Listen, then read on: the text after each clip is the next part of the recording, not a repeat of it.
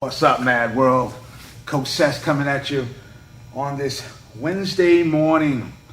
Hey, look, I want to get some words in before the knuckleheads start rolling in. Hey, I was thinking about processes, training processes, why you're winning, why you're not winning, what you can do to tweak it, to change it. And I think you have to look at, a lot of times when it comes to training, people want to know how good they are. They want to know where their level is. And Greg Thompson has often said that Team Rock is a mid-level gym. And I wholeheartedly agree, because we're not at the highest stages fighting in the UFC, but yet we have fighters who've been competitive with fighters who fought in the UFC. Competitive meaning that we've actually won. We won a lot more than we've lost. And so why aren't we in the UFC? Well, those are the three things that I want to talk about: performance, process, and access. Ricky Saxton left here years ago, and he went out to Colorado, and he was able to do a tryout and join Team Elevation. Rojas, one of the fighters, left here, and he was able to join Black Zillions. The key is access. We're not in the UFC because we haven't tried very hard to deliberately put a fighter in the UFC. In other words, we haven't gone that specific direct route. We've done a lot of indirect things. We know a lot of people, but we haven't said, hey, we want to put a team together and supply the UFC like a staffing agency with one or two fighters for every weight class. We just haven't done it. So it just comes down to access. And, you know, Greg knows everybody in the game, so it's not like he couldn't do it. We just haven't done it.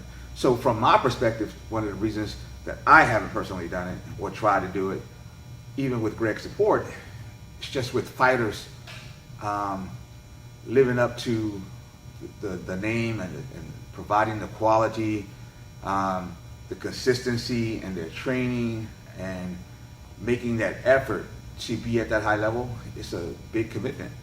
It's a huge commitment. And the other aspect of why you're not there at a high level in anything, I don't care if we're talking about Taekwondo, the Olympics, the IBJJFs, you're not in that room, you're not in that arena because of performance.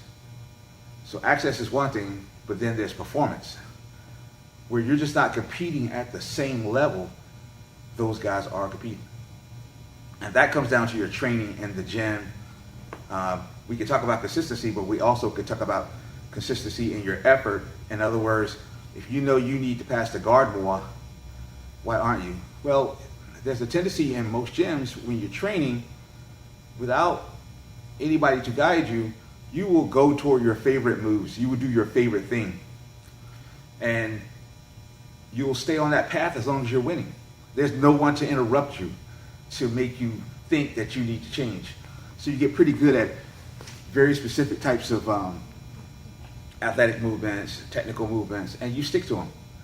Because no one, it takes an outside agent to say, put yourself in a vulnerable position. And when you do that, and you're able to burst out of that bubble, that's when performance really kicks in. But if you're not going to put yourself in a vulnerable position, your game is going to level off. So you have to find little ways to keep your performance moving. And what about guys who are performing at that level? They make the room, but they make the podium, but they're always in third place. They're always in second place. They don't win the first place. Number one, that's relevant to what event it is. It could be access mindset. When they first get there, they're kind of awestruck. I'm competing with this person or that person, and that's why they don't win. That's why they get second place, but not first place, because they're stuck. They're shocked by the moment. Another reason is they may be performing at a high level, but not in the areas that everybody else is excelling at. So in other words, you could take an MMA guy and send him to IBJJF.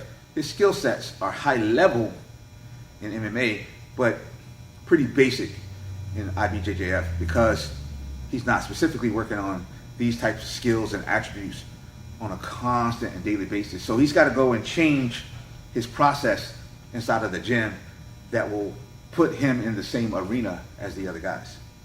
So you have process, you have performance, and you have access. So the first thing you need to do if you want to compete at a super high level is get in a room. You got to figure out, how do I get into those venues and arenas, and that's going to inspire you to train better to improve your performance. And then that feedback you get from where you end up in the tournament is going to help you change your process overall to tweak and fix some things. I am Coach Sess, and you've had words with the Mad Coach.